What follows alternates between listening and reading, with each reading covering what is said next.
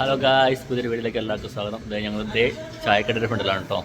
അപ്പോൾ അവിടെ ഞങ്ങൾ ഫുഡ് കഴിക്കാൻ വേണ്ടി പോവാണ്. കുറച്ച് നാളായി വിചാരിക്കുന്ന ഒരു ബിരിയാണി കഴിക്കാൻ പോകണമെന്ന്. അങ്ങനെ നമ്മൾ ഇടയ്ക്ക് വീട്ടിലുണ്ടാക്കുന്നുണ്ടെങ്കിലും പുറത്തുനിന്ന് കഴിക്കുമ്പോൾ പ്രത്യേകിച്ച് വേറൊരു ടേസ്റ്റാണല്ലോ.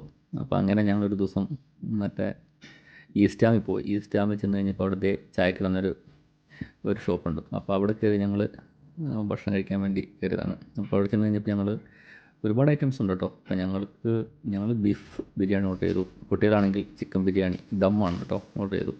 പിന്നെ ഒരു ബീഫ് ചില്ലി ഓർഡർ ചെയ്തു. കുഴപ്പമില്ലായിരുന്നു. ദമ്മ് ചിക്കൻ ബിരിയാണിനേക്കാളും എനിക്ക് ഇഷ്ടപ്പെട്ടത് ബീഫ് ബിരിയാണി ആയിരുന്നു കേട്ടോ. കുറച്ച് ടേസ്റ്റ് ആയിരുന്നു. ദമ്മിന് കുറച്ച് എന്തോ ഉപ്പ് കുറവായിരുന്നു, അതായിരുന്നു. കുഴപ്പമില്ല, നല്ല ആംബിയൻസ് ഒക്കെ ഉണ്ട്, നല്ല സൂപ്പറാണ്. നല്ല എന്താ പറയുന്നത്, ഇത് കണ്ടോ, ബോട്ടിലൊക്കെ കണ്ടോ, നല്ല സൂപ്പറല്ലേ. എന്തായാലും എല്ലാവരും ഹാപ്പിയായി. ഇപ്പോൾ തണുപ്പാകുമ്പോൾ നമുക്ക് വേറെ ഇവിടെ ആക്ടിവിറ്റീസ് ഒന്നും ഇല്ലല്ലോ അല്ലേ. വേനൽക്കാലമൊക്കെ ആകുമ്പോൾ ഞങ്ങളങ്ങനെ ഫ്രണ്ട്സൊക്കെ പാർക്കിലൊക്കെ പോയി ഒരു എൻജോയ്മെൻ്റ് ആണ്.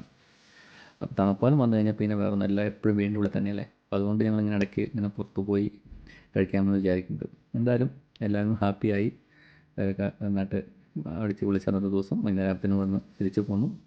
മഴയായിരുന്നു അന്ന്, അതുകൊണ്ട് കുറച്ച് ബുദ്ധിമുട്ടി. എന്തായാലും എല്ലാവരും അടിച്ച് പൊളിച്ചൊരു ദിവസമായിരുന്നു കേട്ടോ. സൂപ്പറായിരുന്നു.